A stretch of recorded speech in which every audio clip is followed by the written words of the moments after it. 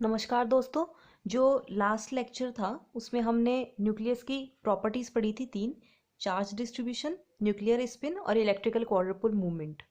Okay, तो सबसे पहले हमने जो है चार्ज डिस्ट्रीब्यूशन देखा था, जिसमें हमने ये पाया था कि जो न्यूक्लियस होता है वो उसमें चार्ज है वो यूनिफॉर्मली डिस्ट्रीब्यूट नहीं होता है। ओके, तो इस तरह से फर्मी मॉडल से उसकी डेंसिटी दी जाती है। अगर चार्ज यूनिफॉर्मली डिस्ट्रीब्यूट होता तो हम चार्ज की फॉर्म में उसको लिख सकते थे। ठीक है, कंक्रीट वैल्यूज़ में चार्ज को डिफाइन कर सकते थे, बट यहाँ पर क्योंकि ये यूनिफॉर्म नहीं है तो हम ऐसे नहीं लिख सकते 1 2 3 किस तरह से चार्ज का डिस्ट्रीब्यूशन है। तो हमने फर्मी मॉडल दिया जिसमें हमने डेंसिटी शो की है। ओके, उसके बाद में हमने देखा था कि इसका ग्राफ कैसा होता है। ये सब जो है एक्सपेरिमेंटली प्रूफ्ड है। और उसके बाद में हमने देखा था कि कौन सी डिस्टेंस पर इसकी वैल्यू जो है हाफ रह जाती है डेंसिटी की। हमने इसके पैरामीटर्स डिस्कस किए थे, सरफेस की थिकनेस टी क्या होते हैं, डेल क्या होते हैं और इनके बीच में रिलेशन क्या होता है। देन नेक्स्ट जो है हमने न्यूक्लियर स्पिन के बारे में देखा था कि न्यूक्लियर स्पिन किन दो चीज़ों से मिलकर बनी होती है। अब क्योंकि ये जो टोटल एंगुलर मोमेंटम है, एंगुलर मोमेंटम ही क्यों बोला है, स्पिन का मीनिंग ये होता है कि घूमना, अपनी एक्सिस पर घूमना और या फिर किसी और चीज़ के अराउंड। जैसे कि हमने बात की थी ना कि सन के अराउंड जो है हमारी पृथ्वी, मदर अर्थ जो है वो रोटेट करती है, तो वो सन के अराउंड भी कर रही है। ठीक है, सूर्य के चारों तरफ भी पृथ्वी चक्कर लगा रही है और वो अपनी एक्सिस पर भी जो है रोटेट कर रही है। तो अब वो सूर्य की चारों तरफ लगा रही है, जैसे यहाँ पर क्या है, इलेक्ट्रॉन है, तो ये इस न्यूक्लियस के चारों तरफ भी कर रही है और ये अपनी एक्सिस पर भी करते हैं। तो इस तरह से दो एंगुलर मोमेंटम्स आएंगे।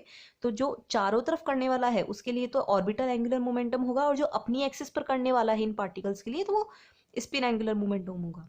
बेसिकली हम न्यूक्लियर स्पिन की बात कर रहे हैं, तो न्यूक्लियस हमारा प्रोटॉन और न्यूट्रॉन से मिलकर बना हुआ है। ओके, देन हमने ये जो यहाँ पर स्मॉल लेटर्स में शो की है, स्मॉल जे, स्मॉल एल और स्मॉल एस, ये क्या है, ये क्वांटम नंबर्स होते हैं। जैसे ये एंगुलर मोमेंटम क्वांटम नंबर होगा, ये orbital angular momentum quantum number होगा और ये spin angular momentum quantum number होगा। ओके, सो ये क्वांटम मैकेनिक्स की लैंग्वेज है। इसके बाद हमने देखा था कि दो केस बनते हैं, या तो जे की वैल्यू हो वो इंटीजर्स में हो या फिर हाफ इंटीजर्स में हो। तो जब इंटीजर्स में होगी तो हमने देखा था कि ये इवन ए न्यूक्लियाई के होगा। जब प्रोटॉन और न्यूट्रॉन, अब इवन ए मतलब मास नंबर किन दो से मिलकर बना होता है, प्रोटॉन से और न्यूट्रॉन से। तो ये इवन कब हो सकता है, जब प्रोटॉन न्यूट्रॉन दोनों इवन हो या फिर दोनों ऑड हो।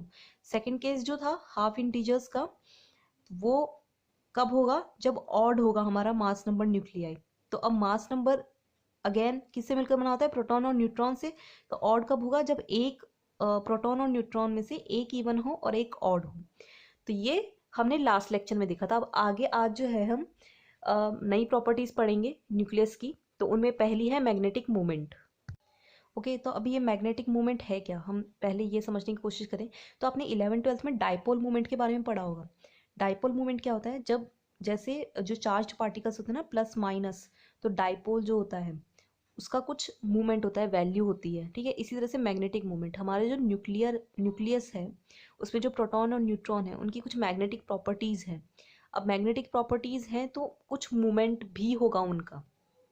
ठीक है, अब वो रिप्रेजेंट कैसे किया जाता है और किस तरह से डिनोट किया जाता है और क्या उसकी वैल्यू होती है, क्या फॉर्मूला होता है, हम यहाँ पर वो देखेंगे।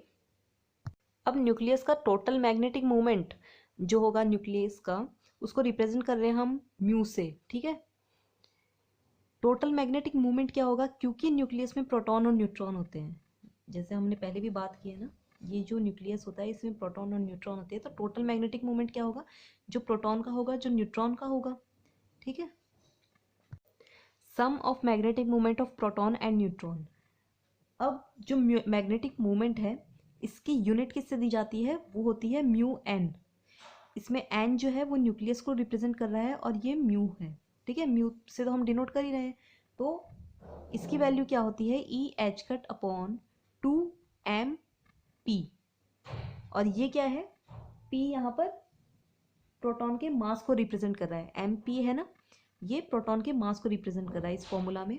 एच कट जो है हमारा प्लांक्स कांस्टेंट से आता है और ई जो है हमारी इलेक्ट्रॉन की जो 1.6 × 10⁻⁻19 वैल्यू होती है।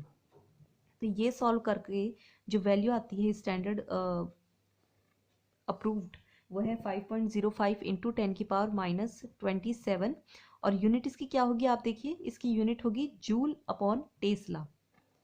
ओके, आप याद रख सकते हैं, अदरवाइज हम आगे डिस्कस करेंगे इनकी जो वैल्यूज रख करके, जैसे कि चार्ज की क्या वैल्यू होती है, एच कट की क्या होगी और मास की क्या होगी, वो रख कर देखेंगे, तब जूल अपॉन टेस्ला आएगी वैल्यू। और ये जो होता है म्यू एन, इसे क्या नाम दिया जाता है, इसे कहा जाता है न्यूक्लियर मैग्नेटॉन। तो ये म्यू एन क्या है, न्यूक्लियर मैग्नेटॉन है, और ये है क्या, यूनिट ऑफ मैग्नेटिक मूवमेंट। ठीक है, तो जैसे आपको कोई वैल्यू लिखी हुई मिले और फिर उसके बाद में आगे म्यू एन हो, तो ये यूनिट होगी मैग्नेटिक मूवमेंट की, और इसकी वैल्यू जो है हमने यहाँ पर पता कर ली, 5.05 इंटू 10⁻⁻27 जूल पर टेस्ला है। अब नेक्स्ट जो प्रॉपर्टी है हम न्यूक्लियस की लेकर चलेंगे, that will be nuclear density, और उसके बाद में हम देखेंगे कि पार्टिकल डेंसिटी। अब चूंकि डेंसिटी है, तो कोई भी डेंसिटी जो होती है ना, उसको रिप्रेजेंट करने के अलग जो है सिंबल्स होते हैं। तो यहाँ पर बेसिकली जो वॉल्यूम की फॉर्म में हम डेंसिटी रिप्रेजेंट करते हैं उसको बोलते हैं रो। ये अलग अलग होती है, जैसे मैंने वॉल्यूम के टर्म्स में क्यों बोला यहाँ पर, क्योंकि जो डेंसिटी होती है वो एरिया की फॉर्म, एरिया के रिप्रेजेंटेशन में भी होती है, और जो लेंथ होती है उसके रिप्रेजेंटेशन में भी होती है। हम यहाँ पर बेसिकली वॉल्यूम की रिप्रेजेंटेशन में लेकर चल रहे हैं। और क्योंकि ये न्यूक्लियर डेंसिटी है, तो यहाँ पर नीचे जो है एन से डिनोट कर देंगे। अब डेंसिटी मैंने क्या बोला कि वॉल्यूम के प्रोपोर्शन में होती है, ठीक है, वॉल्यूम आएगा अपॉन में, और ऊपर क्या आएगा, ऊपर आएगा मास। बेसिकली डेंसिटी का फॉर्मूला यही होता है, मास अपॉन वॉल्यूम, जब हम वॉल्यूम की बात कर रहे हैं तो। और मास अब किसका, अब आप बोलेंगे कि मास होगा किसका, तो मास होगा न्यूक्लियॉन का। अब हमने न्यूक्लियॉन का मास क्यों बोला, क्योंकि आपको न्यूक्लियस का मास, वैसे तो यहाँ पर मास आना चाहिए न्यूक्लियस का, बट जो वैल्यू हमें पता होती है वो न्यूक्लियॉन की पता होती है। न्यूक्लियॉन क्या होते हैं, प्रोटॉन और न्यूट्रॉन, जो इसके मेंबर्स है ना, वो न्यूक्लियॉन कहे जाते हैं। लेकिन हमें चाहिए मास किसका, न्यूक्लियस का। तो न्यूक्लियस का मास लिखने के लिए हम क्या करेंगे कि एक न्यूक्लियॉन का मास और उसको फिर मास नंबर से मल्टीप्लाई कर दें। मास नंबर क्या था, प्रोटॉन और न्यूट्रॉन दोनों कंबाइंड फॉर्म में ही तो थे, तो मास ऑफ न्यूक्लियॉन और अपॉन में वॉल्यूम किसका आएगा, वो भी न्यूक्लियस का ही होगा। कहने का मीनिंग क्या है कि ये जो मास है ये भी न्यूक्लियस का ही है, और ये जो वॉल्यूम है ये भी न्यूक्लियस का ही है। बट न्यूक्लियस में क्योंकि हमें मास पता होता है इन मेंबर्स का, तो हमने एक न्यूक्लियॉन का मास लिया और फिर मास नंबर से उसको मल्टीप्लाई कर दिया, तो सबका आ गया। अब मास ऑफ न्यूक्लियॉन क्या होता है, वो होगा 1 AMU, ठीक है, एटॉमिक मास यूनिट, इंटू ए, और अपॉन में वॉल्यूम ऑफ न्यूक्लियस क्या होता है, 4/3 पाई आर क्यूब। ठीक है, स्फेरिकल है ना न्यूक्लियस, हमारा स्फेरिकल है, दैट्स वाई इसका जो न्यूक्लियस का वॉल्यूम होगा 4/3 पाई आर क्यूब होगा। अब जो आर है उसका ए से रिलेशन हमें पता है, जो हमने मास रेडियस रिलेशन देखा था, तो वहां से वैल्यू रखेंगे, ठीक है, नीचे वाली टर्म्स में। अब ये हमने आर और ए का रिलेशन जो है, आर इक्वल्स टू R0 ए की पावर 1/3 होता है, वो रख लिया। फर्दर ये जो क्यूब है आर के ऊपर, इसे हम सॉल्व करेंगे, तो 4/3 पाई, और आर क्यूब R0 के ऊपर आएगा ये क्यूब, और ए के ऊपर आएगा तो ए की पावर 1/3 है, 3 से मल्टीप्लाई हुआ तो क्या हो गया, ये सिर्फ बच जाएगा ए। अब आप देखिए ए से ए तो गया हमारा, यहाँ पे बाकी की जो वैल्यूज है वो स्टैंडर्ड वैल्यूज हमें पता होती है। 1 AMU की वैल्यू होती है 1.67 इंटू 10⁻⁻27, और R0 जो होता है वो होता है हमारा 1.2 फर्मी। ओके, तो जब हमने ये वैल्यूज रखी 1 AMU की और R0 की, तो हमारे पास में एंड रिजल्ट क्या आता है, we end up with 10⁻⁻17 kilogram per metre cube. ठीक है, तो 10⁻17, ये आपको ध्यान रखना होगा क्या होती है, ये न्यूक्लियर डेंसिटी होती है। अब आप बोलेंगे ये यूनिट कहाँ से आई, तो मास जो है उसकी यूनिट होती है किलोग्राम, और वॉल्यूम की क्या होती है, मीटर क्यूब। ओके, सो ये वैल्यू आपको याद रखनी है, this is very important. Particle density. अब आप कहेंगे ये पार्टिकल डेंसिटी क्या है? तो जब हमने न्यूक्लियर डेंसिटी देखी थी तब तो हमने मास की फॉर्म में रिप्रेजेंट किया था। पार्टिकल डेंसिटी का मीनिंग है कि पर यूनिट वॉल्यूम में कितने पार्टिकल्स हैं। क्या है इसका मीनिंग? कि पार्टिकल्स पर यूनिट वॉल्यूम में कितने हैं, मतलब नंबर ऑफ पार्टिकल्स बोल सकते हैं। अब आप देखिए इसकी यूनिट क्या होगी, इसकी यूनिट नीचे तो मीटर क्यूब होगी, ठीक है, मतलब 1 मीटर क्यूब में कितने नंबर ऑफ पार्टिकल्स है। अब जो नंबर होते हैं उनका आप यूनिट होती है क्या, उनको तो बोला ही जाता है ना 1 2 3 उस तरह से। तो यहाँ पर हमें हेल्प कहाँ से मिलेगी, हमें मिलेगी न्यूक्लियर डेंसिटी से। हमने वो न्यूक्लियर डेंसिटी निकाली थी मास पर यूनिट वॉल्यूम, तो वो क्या आई थी, अभी हमने लास्ट किया तो मैंने बोला था आपको कि ये वैल्यू याद रखनी है। क्या है न्यूक्लियर डेंसिटी हमारी 10⁻17 किलोग्राम पर मीटर क्यूब, और हमें पार्टिकल किस यूनिट में चाहिए, पर मीटर क्यूब में कितने नंबर ऑफ पार्टिकल हों, ठीक है। तो ये जो 10⁻17 किलोग्राम पर मीटर क्यूब है, अगर इसमें भाग दे दें हम एक न्यूक्लियॉन के मास का तो उसकी यूनिट किलोग्राम होती है, ठीक है। तो हमें पर मीटर क्यूब में पार्टिकल्स मिल जाएंगे हमारे।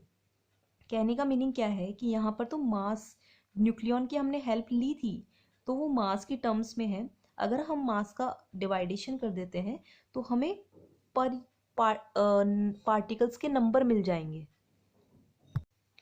जैसे आप मार्केट से एक तो ये बोल के खरीदो कोई चीज़ कि 1 डज़न दे दो, 1 डज़न आम दे दो, ठीक है, तो उसमें आपको पता है फिक्स कि उसमें 12 आम आएंगे। बट अगर आप किलो में या 2 किलो में ले रहे हो और फिर आपको नंबर पता करने हैं तो किस तरह से किए जाएंगे कि उनका जो वॉल्यूम है, उनकी जो डेंसिटी है, उसमें आप जो जितना किलो हुआ आपका उसका डिवाइडेशन कर दिया जाए तो आपको पर यूनिट वॉल्यूम में मालूम पड़ जाएगा कि कितने नंबर ऑफ आम है, ठीक है।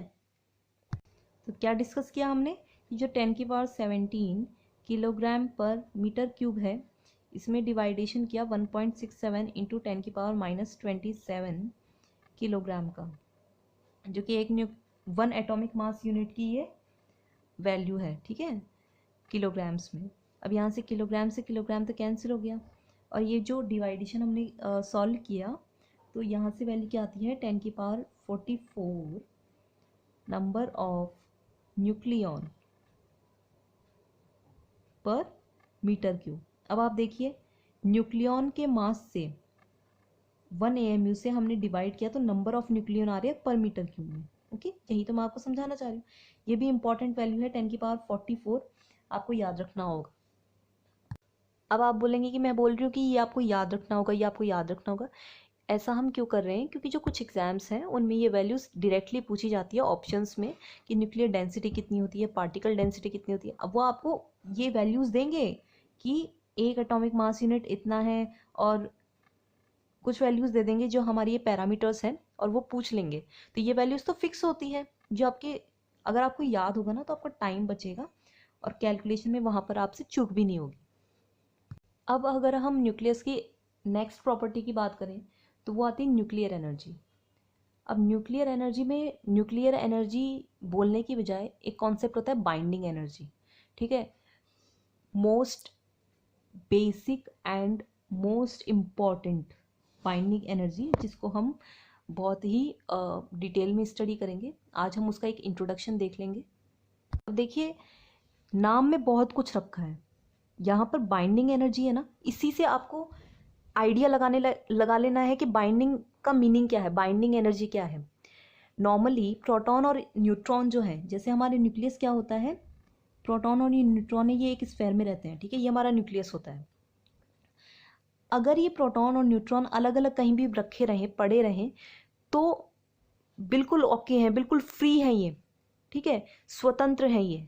लेकिन जब हमें इन्हें इस न्यूक्लियस में साथ रहने के लिए कहना पड़ा, ओके, ये इस न्यूक्लियस में साथ बैठे हैं, तो उसके लिए इन्होंने कुछ एनर्जी खर्च की है, ठीक है, मतलब इन्हें साथ रहने के लिए कुछ फोर्स करना पड़ा है। जैसे आप हैं, आप अकेले बैठे रहें, आप बिल्कुल फ्री रहें, ठीक है, आप पर किसी का प्रेशर नहीं हो, तो आप एकदम फ्री रहते हैं ना।